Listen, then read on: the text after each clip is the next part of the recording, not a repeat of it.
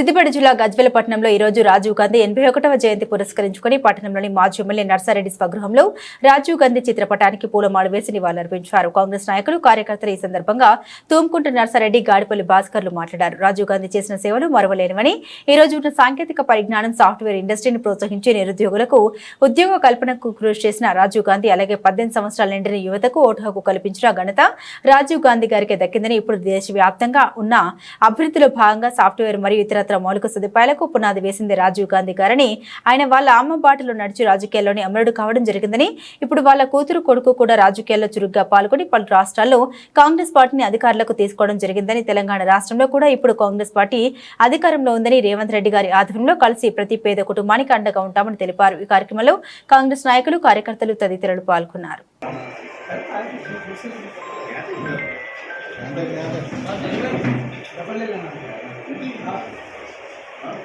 राजीव गांधी राजीव गांधी राजीव गांधी आशयालु राजीव गांधी आशयालु जय कांग्रेस जय कांग्रेस जय कांग्रेस जय कांग्रेस नर्तन नायकत्व वर्धिल्लाली नर्तन नायकत्व वर्धिल्लाली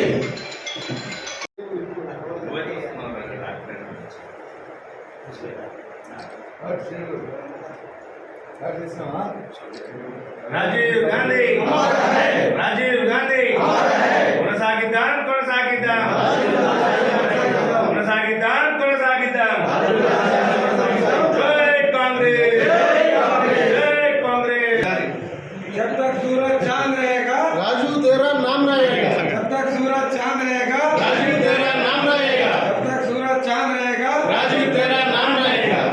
జై కాంగ్రెస్ जय कांग्रेस। జై కాంగ్రెస్ గాంధీ జయంతి సందర్భంగా అతనికి నివాళులర్పించడం జరిగింది. ఎందుకంటే యువతకు ఓటు హక్కు కల్పించిన ఘనత రాజీవ్ గాంధీ. అంతకుముందు 21 సంవత్సరాలు ఉండే 18 సంవత్సరాలకు చేసి యువత అందరూ కూడా దేశంలో అభివృద్ధిలో బాగా పాలు పంచుకోవాలని ఆ రోజు 18 సంవత్సరాలకు కల్పించాడు. అదేవిధంగా ఇవాళ మనం అందరం కూడా ఈ సెల్ ఫోన్స్ కానీ టెక్నాలజీ కానీ అందరం వాడుతున్నామంటే దానికి పునాది రాజీవ్ గాంధీ. ఎందుకంటే వేరే దేశాలతో పోటీ పడే విధంగా మన యువకులు కూడా ఉండాలి. మన భారతదేశం కూడా ప్రతి ఒక్క దేశానికి పోటీ పడే విధంగా టెక్నాలజీలో ముందుండాలనే ఆలోచనతో టెక్నాలజీని డెవలప్ చేయడానికి ఆ రోజు పునాది చేసినట్టునే రాజీవ్ గాంధీ. ఆయన వాళ్ళ తాత అమ్మ గారి బాటలో నడిచే విధంగా దేశానికి ప్రాణాలు అర్పించేదానికి కూడా మేము వెనుక ఉండము, ముందటుండి దేశ సేవకు ముందటుండేమనే విధంగా ఆ రోజు పనిచేసిండు. ఇవాళ ఆయన బాటలో ఆయన కుమారుడు కానీ, ఆయన కూతురు కానీ, ప్రియాంక కానీ, రాహుల్ గాంధీ కానీ, ఆయన భార్య సోనియా గాంధీ కూడా భారతదేశానికి సేవ చేస్తూ కాంగ్రెస్ పార్టీ అభివృద్ధిలో పాలు పంచుకున్నందుకు వాళ్ళని ఎప్పుడు కూడా మేము మర్చిపోకుండా వాళ్ళ జయంతిని పురస్కరించుకొని వాళ్ళు చూపెట్టిన బాటలో నడిచే విధంగా కాంగ్రెస్ పార్టీ ఎప్పుడు కూడా ముందటుంటుంది.